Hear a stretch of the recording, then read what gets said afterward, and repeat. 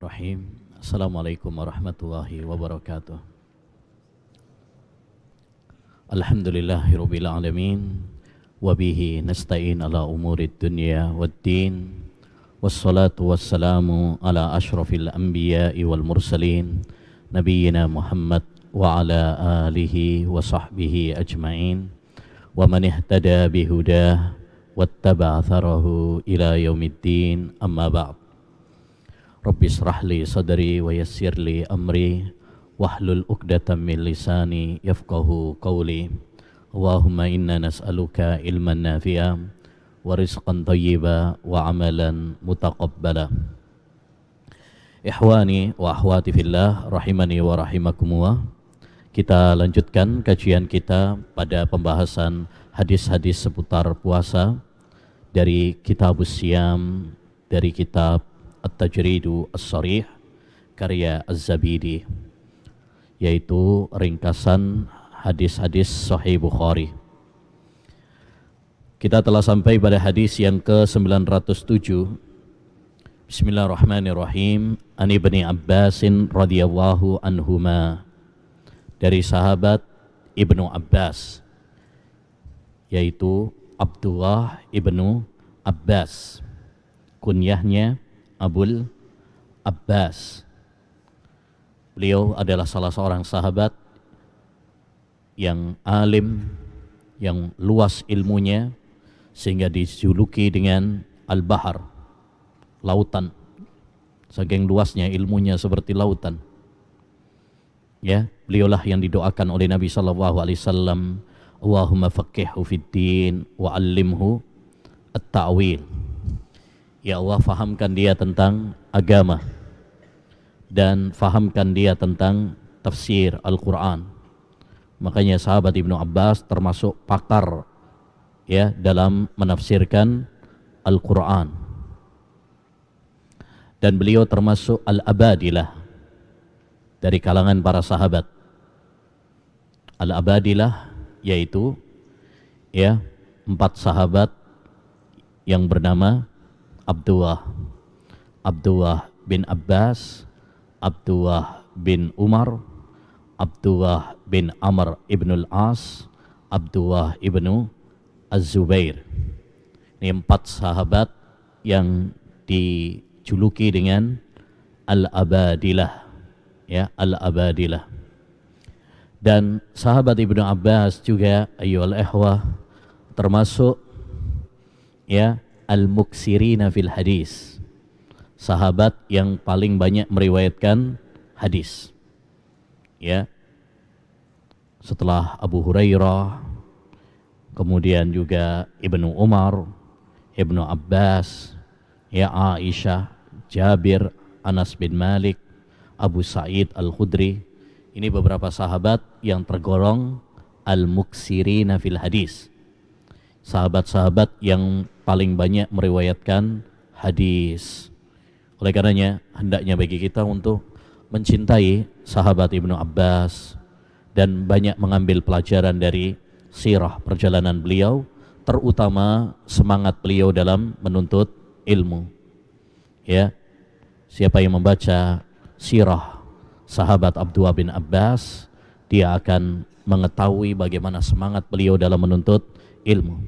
Bahkan beliau pernah tidur di depan teras ya, rumahnya para sahabat, menunggu para sahabat tersebut ya keluar sampai berdebu. Untuk apa? Menunggu sahabat tersebut keluar dan kemudian menimba ilmu. Padahal beliau adalah ahlul bait. Ya, beliau adalah ahlul bait. Ini salah satu contoh saja bagaimana semangat beliau dalam menuntut ilmu yang perlu kita tiru. Ya, saat masih kecil beliau sudah semangat, makanya tidur di rumah bibinya Maimunah yang merupakan istri Nabi sallallahu alaihi wasallam. Untuk apa beliau tidur di Maimunah? Untuk melihat bagaimana ibadah Rasulullah sallallahu alaihi wasallam, terutama salat malam. Ya, saat Rasulullah SAW meninggal dunia, beliau pun mengambil ilmu dari para sahabat-sahabat Nabi Sallallahu Alaihi Wasallam. Bahkan beliau tidur di mana? Di teras rumahnya sampai kena debu, ya kena angin. Beliau nunggu sampai keluar. Dan itu kebiasaan para salaf dahulu ya, mereka sabar, ya beradab kepada guru-guru mereka dalam menuntut ilmu. Ya bahkan ada sebagian salaf ya menulis sebuahnya al-baitah. Al-baitutah. Apa itu al-baitutah? Yaitu kumpulan hadis-hadis yang dia riwayatkan ya malam hari. Kenapa? Karena dia melakukan baitutah. Baitutah itu dari kata bata yabit, yaitu tidur di malam hari di teras ya depan rumah sang gurunya. Ya tunggu, karena sang guru tersebut tidak mau meriwayatkan hadis kecuali kalau malam hari. Ya, ketika dia keluar baru kemudian dia menyampaikan hadis. Itu ditunggu, itu dikumpulkan sehingga menjadi sebuah buku apa? Al-Baitutah, yaitu hadis-hadis yang dia kumpulkan saat meriwayatkan dari gurunya tengah malam. Ya, tengah malam. Masya Allah. Ini menunjukkan semangat para salaf, ya para sahabat Nabi Sallallahu Alaihi Wasallam dalam menuntut ilmu yang perlu kita tiru sebagai para penuntut ilmu. Karena ilmu tidak didapatkan dengan santai-santai, ilmu tidak didapatkan dengan malas-malesan, tapi ilmu didapatkan dengan kesungguhan, ya pengorbanan, perjuangan. Kata Yahya bin Abi Katsir, la yunalul ilmu birahatil jasad. Ilmu tidak diraih dengan jasad yang santai-santai. Ya. Nah, semoga Allah Subhanahu wa taala meridhoi keduanya. Kita katakan meridhoi keduanya karena Abdullah bin Abbas kemudian juga ayahnya dua-duanya adalah sahabat. Ya, Abbas paman Nabi Sallallahu Alaihi Wasallam, Abbas bin Abdul Muttalib. Ya, dan sebagai faedah bahwa paman Nabi Sallallahu Alaihi Wasallam yang mendapati masa kenabian ada 4. 2 masuk Islam dan 2 tidak masuk Islam. 2 yang masuk Islam yaitu Abbas bin Abdul Muttalib. Sama yang kedua adalah Hamzah, singa Allah Subhanahu wa taala. Sedangkan yang tidak masuk Islam adalah Abu Talib. Dan yang kedua adalah Abu Lahab. Ya, taib. Dan dua-duanya ayyuhal ikhwah menariknya kalau Hamzah sama Abbas itu 2 namanya bagus, tidak bertentangan dengan syariat. Dan 2 paman Nabi Sallallahu Alaihi Wasallam yang tidak masuk Islam namanya bertentangan dengan Islam. Abu Talib nama aslinya Abdul Haris.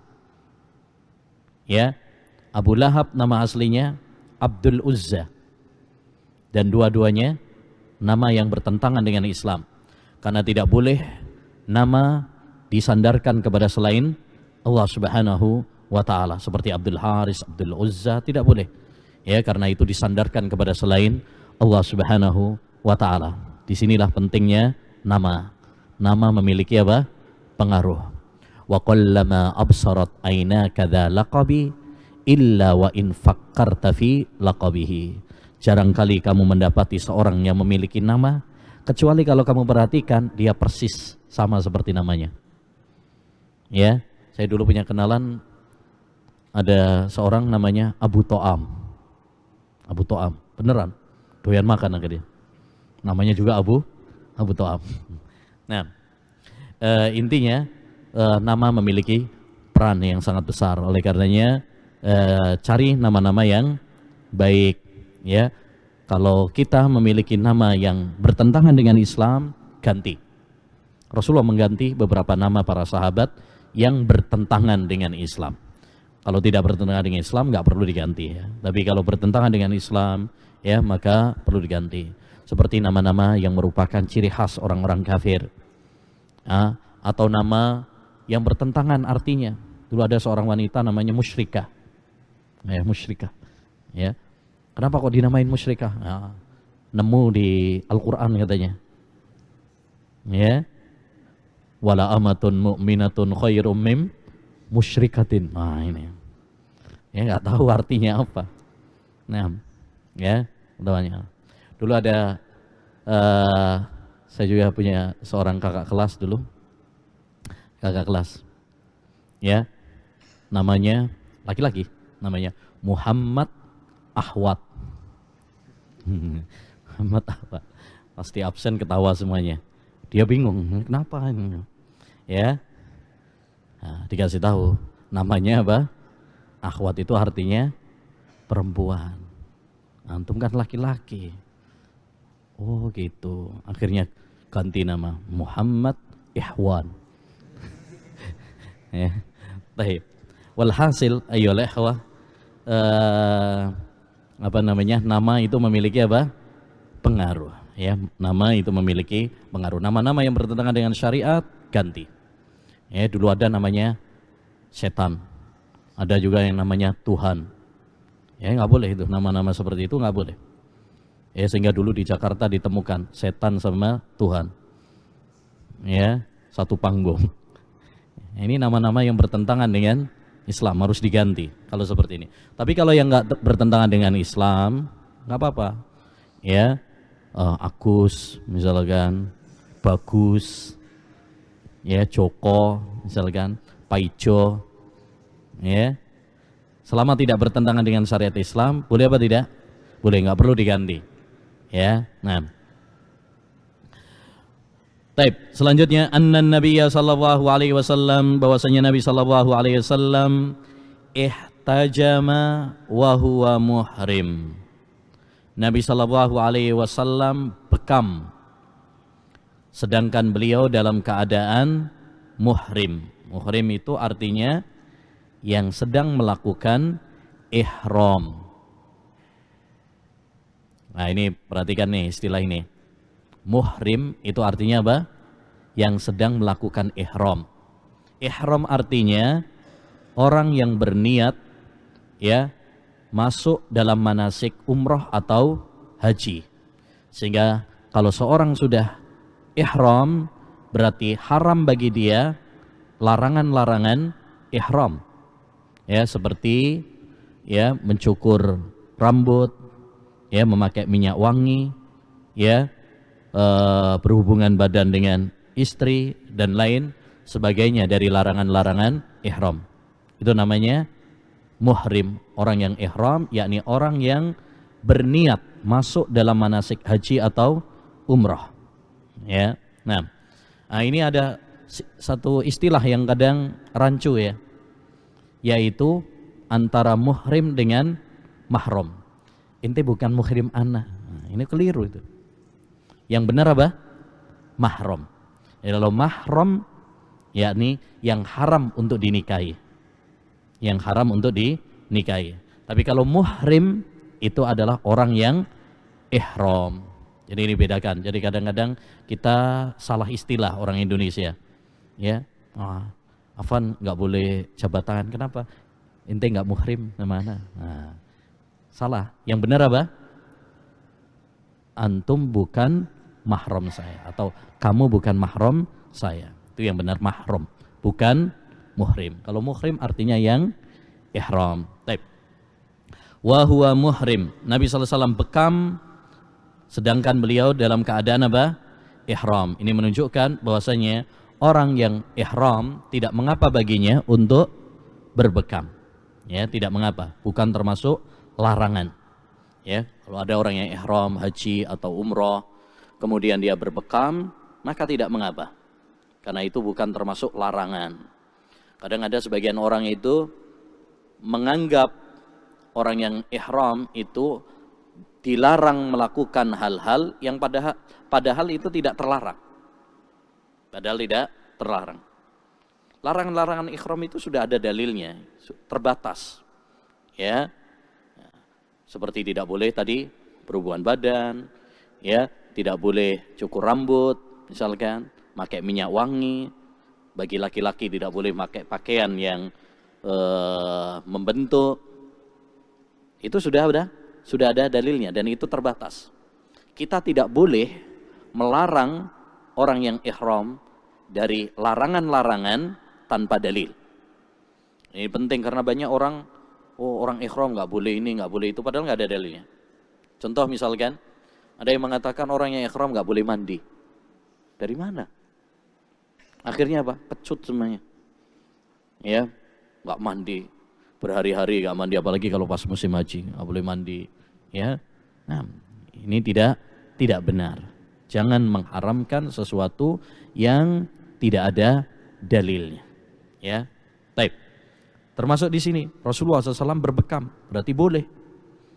Jangan kemudian melarang apa yang dilakukan oleh Rasulullah SAW. Nah, tapi itu bukan pembahasan kita. Pembahasan kita adalah pada lafaz yang kedua, karena pembahasan kita berkaitan dengan puasa. Wahtajama wa huwa shaim. Dan Nabi SAW berbekam ketika beliau sedang berpuasa.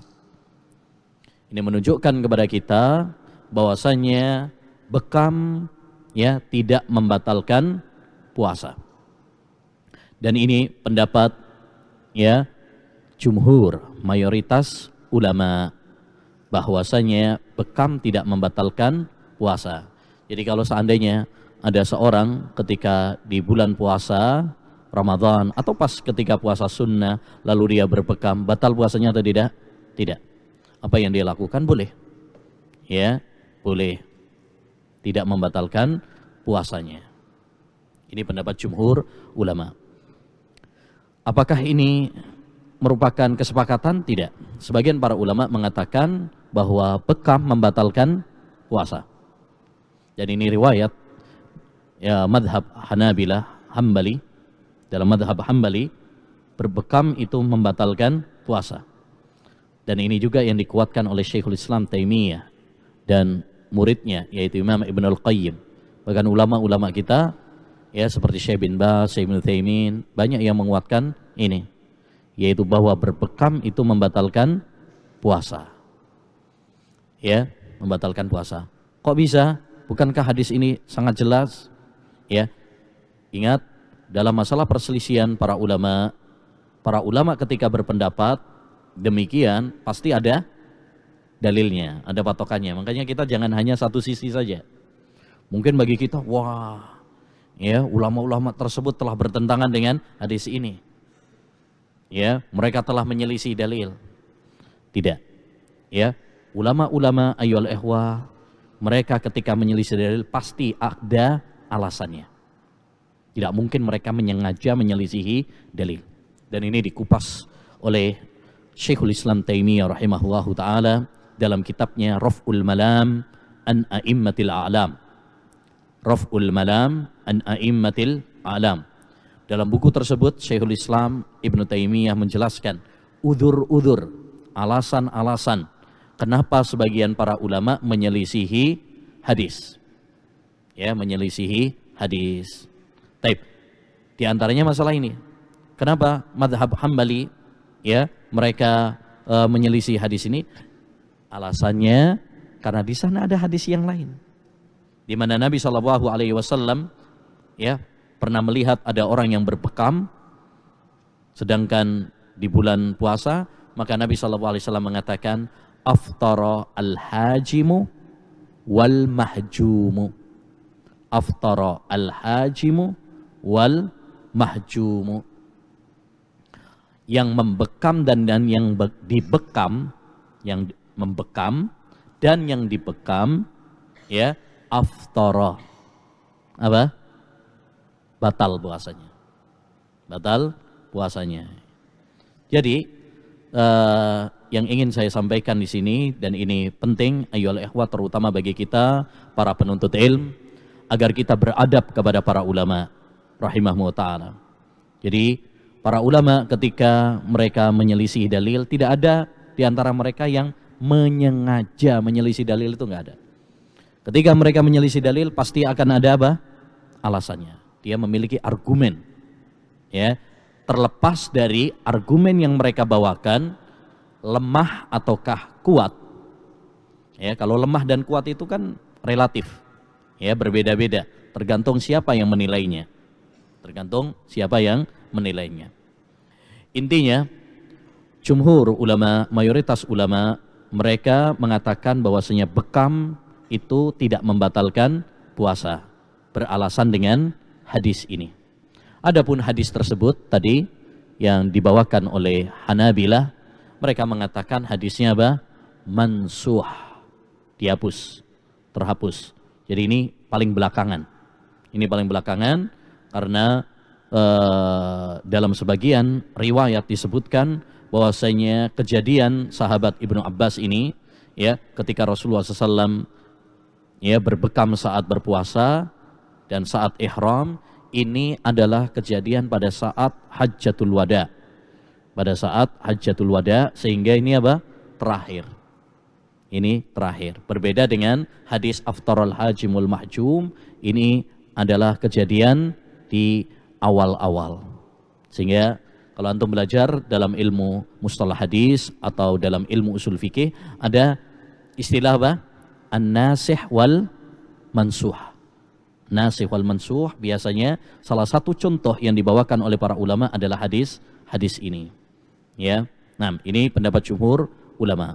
Adapun menurut Hanabilah dan tadi yang dikuatkan oleh Syekhul Islam dan ulama-ulama yang lain, mereka mengatakan bahwasanya bekam itu ya membatalkan puasa. Jadi yang dikuatkan sama mereka apa? Ya, adalah aftarul hajim wal mahjum. Ya, aftarul hajim wal mahjum. Taib, ala kulli hal, ini masalah perbedaan pendapat di kalangan para ulama, walaupun ya kami sendiri lebih menguatkan pendapat jumhur ulama. Ya, pendapat jumhur ulama ini lebih apa? Lebih kuat. Ya, lebih kuat dalam masalah ini dengan tetap menghormati ya ulama yang berpendapat bahwasanya bekam itu membatalkan puasa. Ya, kita tetap menghormati pendapat tersebut. Ya. Apalagi yang berpendapat tersebut adalah ulama-ulama besar seperti Syekhul Islam, Ibnul Qayyim, ya, Syekh bin Baz, Syekh Ibnu Utsaimin, ulama-ulama yang kita hormati. Ya. Ya.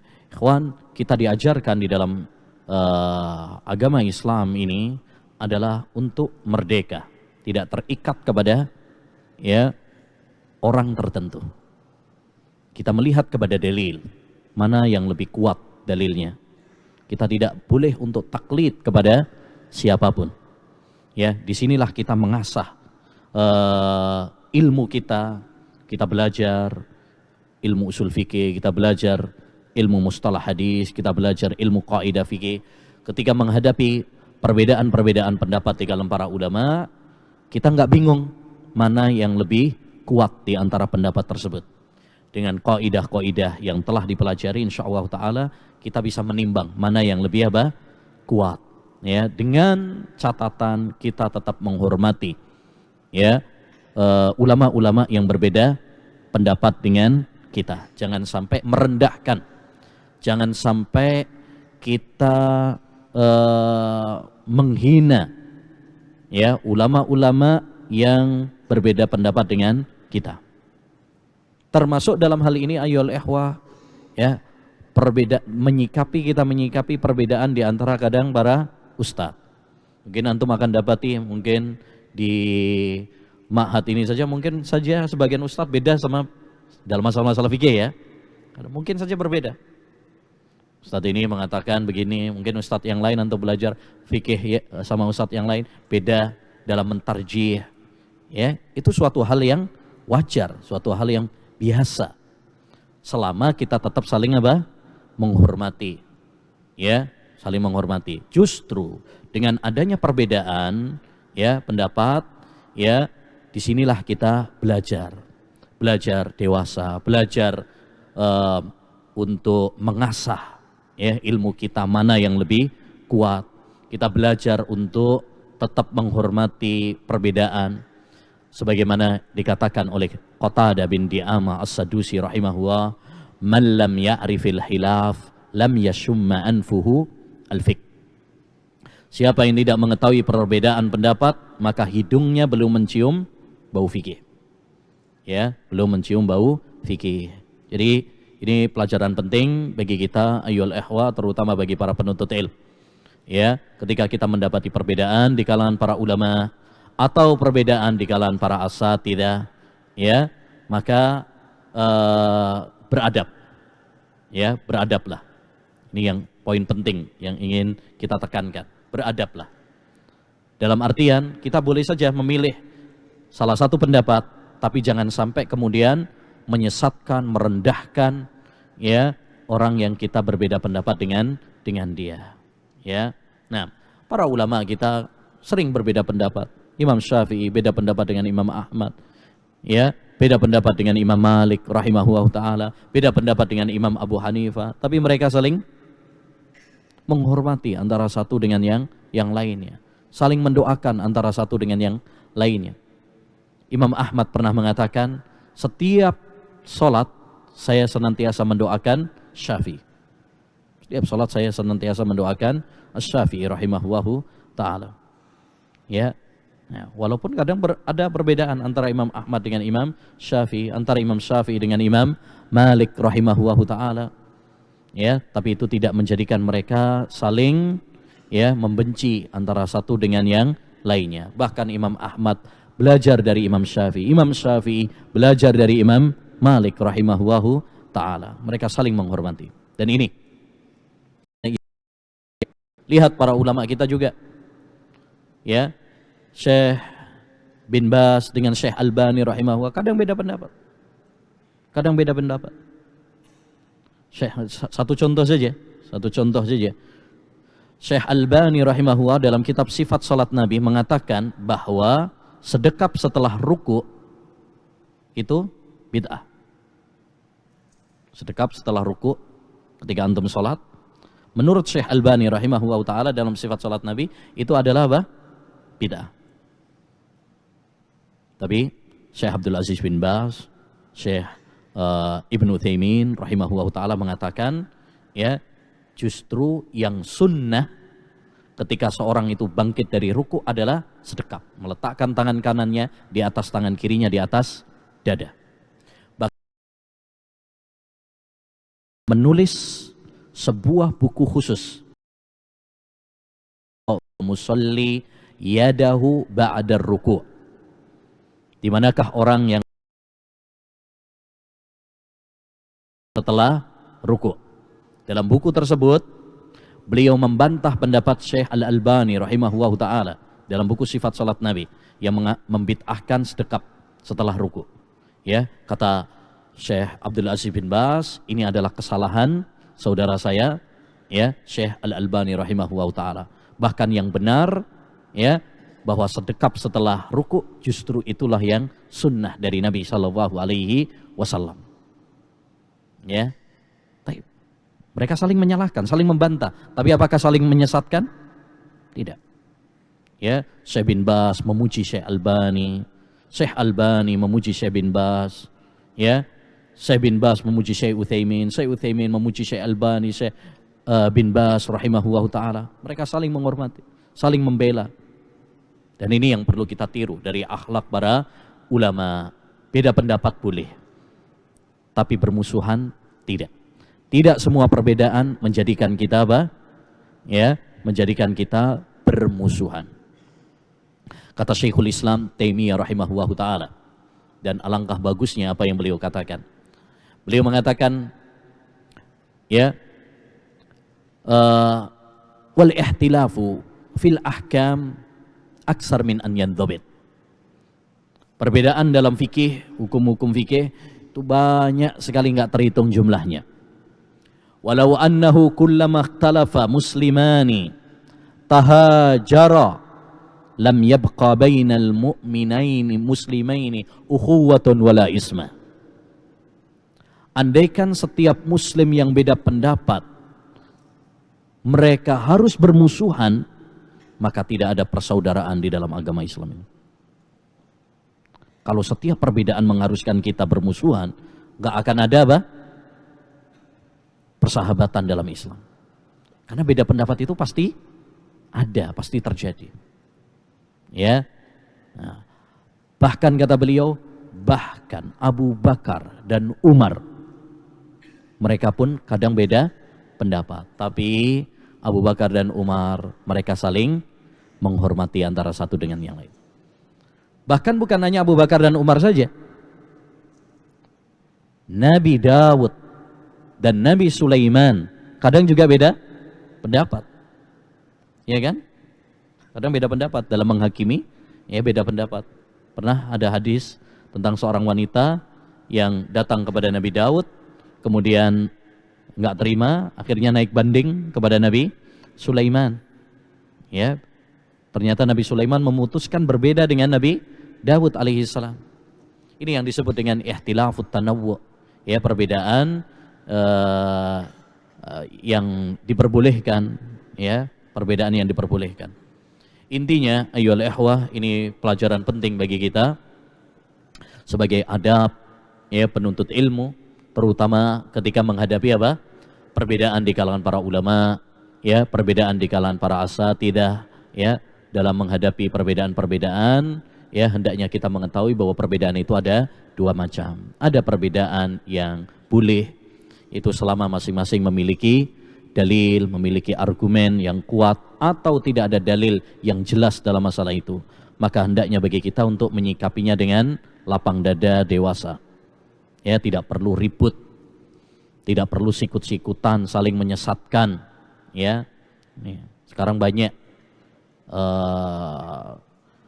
hanya karena perbedaan pendapat dalam masalah-masalah fikih, kemudian apa? Saling menjatuhkan, menyesatkan, menghina, merendahkan. Nah ini.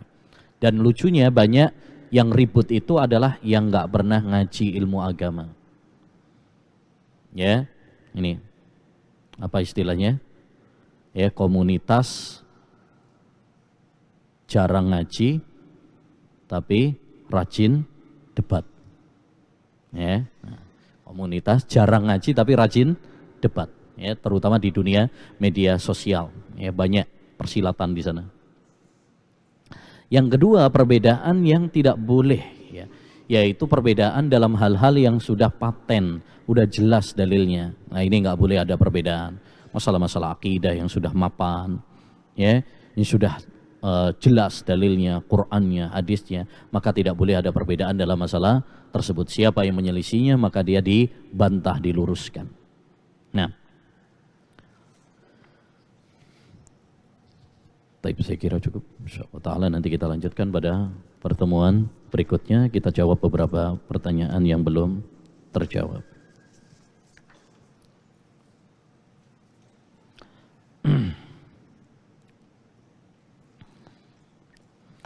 Afwan Ustadz, Assalamualaikum. Waalaikumsalam. Afwan Ustadz, bagaimana dengan kita qadarullah terlambat bangun dan makan sahur, tiba-tiba adzan, apa ada peluang buat sahur atau tidak? Mohon penjelasannya. Pertama, jangan terlambat sahur. Nah ini pertama, ya kan. Jadi usahakan kita tidak terlambat sehingga sahurnya itu nyaman gitu loh. Kalau antum terlambat sahur atau misalkan mepet sekali, akhirnya sahurnya nggak nyaman, tergesa-gesa, terburu-buru, malah keselak nanti malahan, ya nggak enak, nggak nyaman. Jadi usahakan paling tidak karena kita apalagi kalau santri ya paling tidak setengah jam sebelum adzan subuh, ya itu udah sahur, itu udah insyaallah kita menjalankan sunnah, yaitu mengakhirkan sahur, tapi juga tidak terlalu mepet, ya tidak terlalu mepet. Tapi kalau misalkan 5 menit, nah itu terlalu mepet tuh. Ya, jadi ini pertama. Yang kedua, kalau memang kita qadarullah ya, ketiduran, kemudian kita sahur, ya, lalu mendengar adzan, maka ya yang lebih utama, yang lebih hati-hati adalah kita menyudahi. Ya, hendaknya bagi kita untuk menyudahi. Kenapa? Karena batas akhir sahur itu adalah adzan subuh. Allah Subhanahu wa taala berfirman, "Wa kulu washrabu hatta yatabayyana lakumul khaytul abyadu minal khaytil aswadi minal fajr." Karena jumhur ulama mengatakan tidak boleh seorang meneruskan sahur ya ketika dia sudah mendengar adzan, karena batas sahurnya sudah habis ya. Nah, taib. Kalau memang mungkin baru sahur dan sebagainya dan di tengah-tengah, memang di sana ada sebuah rukhsah yang disebutkan oleh Nabi Shallallahu Alaihi Wasallam, "Idza sami'a ahadukum an-nida wal ina'u fi yadihi, fala yadha hatta yaqdiya hajatahu." Apabila seorang di antara kalian mendengar adzan, sedangkan bejana masih di tangannya, maksudnya dia tengah sahur, jangan dia meletakkannya sampai dia menyelesaikan makannya. Ini rukhsah, ini keringanan. Ya, itu pun hadisnya masih diperselisihkan para ulama, makanya saya bilang tadi untuk lebih hati-hati kalau sudah adzan hendaknya apa? Ya, sudahi. Tapi kalau memang antum mau mengambil rukhsah dan antum mensahihkan hadis ini, maka silahkan. Ya, silahkan tapi seperlunya saja. Ya, seperlunya saja. Jangan nanti malah nambah lagi makannya. Wow. Ya. Nah, yang dibolehkan oleh Nabi itu menghabiskan yang sudah ada. Untuk tengah-tengah nih. Ya. Nah, itu yang dihabiskan. Bukan nanti malah nambah lagi. Ya, enggak selesai-selesai nanti. Nah. Hal ihtilam yubtilu sauma ahadin nahara syahri Ramadan. Nah, apabila saya terjemahkan secara bebas mungkin, apakah mimpi basah itu membatalkan puasa seorang ketika dia mimpinya apa? Di siang bulan Ramadan. Jadi misalkan ada santri siang bulan Ramadan terus mimpi basah. Ya, basah, mimpi basah. Tahu kan mimpi basah? Kecebur tambak, cebur kali misalnya. Ya, akhirnya basah dia. Taib. Ini dia mimpi basah di siang bulan Ramadan. Batal nggak puasanya? Batal tidak? Tidak. Karena mimpi di situ di luar dari apa? Kemauan. Dia tidak ada kesengajaan. Ini bukan dari keinginan dia. Jadi tidak membatalkan puasa. Ya, tidak membatalkan puasa. Wallahu a'lam. Ya, mimpi basah. Bukan kecebur kali loh ya. Nah, tadi cuma guyon. Ya, maksudnya mimpi basah, mimpi seorang melihat dalam mimpinya dia melakukan apa yang dilakukan suami terhadap istri. Nah itu, wis paham sendiri insyaallah. Apakah boleh mengqadha puasa yang kita tinggalkan secara sengaja atau karena udzur yang tidak syar'i? Ini pertama, orang yang meninggalkan puasa tanpa udzur maka ini adalah dosa besar. Tidak boleh seorang ya tidak berpuasa tanpa alasan yang syar'i. Ini dosa besar. Bahkan sebagian para ulama mengkafirkan karena menyamakannya seperti meninggalkan apa? Salat. Dan itu salah satu riwayat dari Imam Ahmad rahimahullahu taala. Maka hati-hati dari meremehkan ya masalah puasa ini. Jika antum tidak memiliki udzur yang syar'i kemudian meninggalkannya, maka ini termasuk dosa besar. Baik, kalau ada orang yang tidak berpuasa tanpa udzur yang syar'i, apakah dia mengqadha'nya? Jumhur ulama mengatakan qadha. Jumhur ulama mengatakan tetap apa? Qadha. Dan sebagian ulama mengatakan tidak ada qadha baginya. Karena yang ada qadha itu bagi mereka yang meninggalkannya karena ada udzur. Seperti safar, sakit, atau kalau wanita haid, nifas. Sedangkan ini tidak ada udzur bagi dia.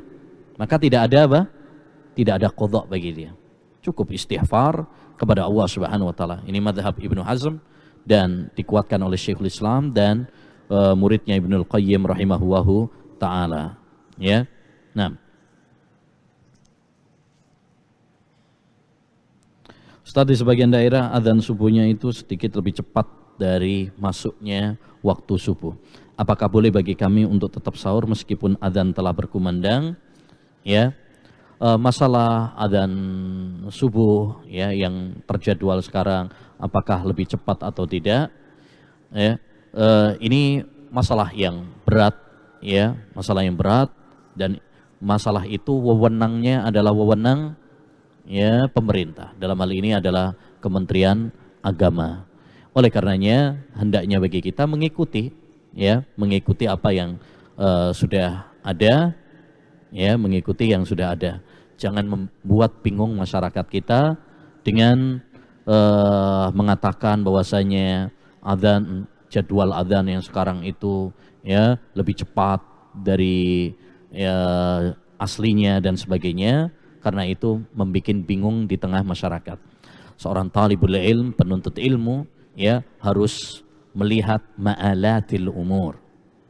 Ya, ma'alatil umur, yaitu apa? Dampak suatu pendapatnya. Ketika kita mengatakan bahwasanya adzan subuh sekarang itu lebih cepat misalkan, ini banyak konsekuensinya. Konsekuensinya apa? Banyak. Di antara konsekuensinya adzannya berarti nggak sah. Karena belum masuk waktu.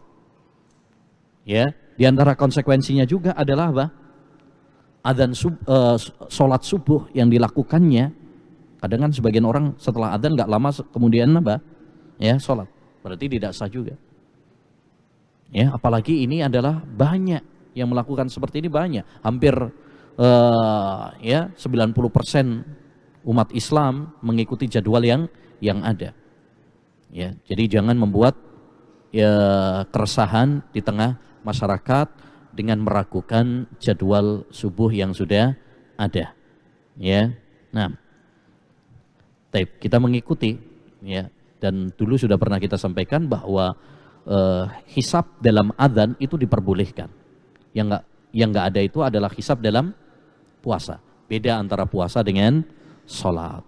Ya. Nah, kalau memang kita punya kritik, sampaikan kepada pemerintah. Ini wewenangnya adalah wewenang pemerintah, ya, bukan wewenang pribadi-pribadi ya kita atau golongan tertentu.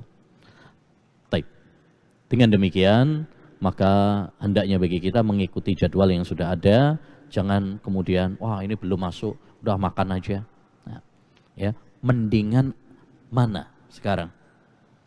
Antum tetap makan seperti itu, di mana menurut kebanyakan orang bahwa antum sudah apa? Batal puasanya. Kenapa? Karena sudah masuk waktu, tapi antum tetap makan. Ya kan? Sekarang kita kalau ada, kita berpendapat nih, ada sebagian orang berpendapat bahwa adzan subuhnya sekarang itu kecepatan. Ada yang bilang 20 menit, ada yang sampai bilang 30 menit. Baik. Kalau ada orang yang berpendapat seperti itu, akhirnya apa? Ketika adzan subuh dia tetap makan. Ya. Karena menganggap ini masih belum subuh. Baik. Di sini antara dua pilihan. Pilihan yang pertama adalah ya, dia melakukan tersebut, namun menurut orang-orang banyak bahwa dia berarti apa? Makan setelah adzan subuh. Berarti secara konsekuensi batal puasanya. Dan pilihan yang kedua, kita menghentikan sahur kita. Yang menurut semuanya antum ya tidak batal puasanya. Mana yang lebih hati-hati? Mana yang lebih utama? Ya, tentu yang kedua. Karena mencari kehati-hatian itu ikhwan adalah suatu hal yang penting sekali. Ya, para ulama mengatakan al-khuruju minal khilafi mustahab. Keluar dari perbedaan itu adalah dianjurkan. Ya, al-ihtiyat aula ma yakun. Ihtiyat, kita berhati-hati itu sesuatu yang paling utama. Daripada antum melanjutkan sahur menurut ya jumhur, antum apa? Batal karena sejatinya sudah masuk waktu. Ya, walaupun menurut pendapat antum pribadi itu belum masuk waktunya. Ya, mendingan kita sebelum subuh sudah selesai, di mana semuanya sepakat bahwa itu yang lebih hati-hati. Nah, insyaallah ta'ala nanti kita lanjutkan pada pertemuan berikutnya. Subhanakallahumma bihamdika asyhadu an la ilaha illa anta astaghfiruka wa atubu ilaik. Assalamualaikum warahmatullahi wabarakatuh.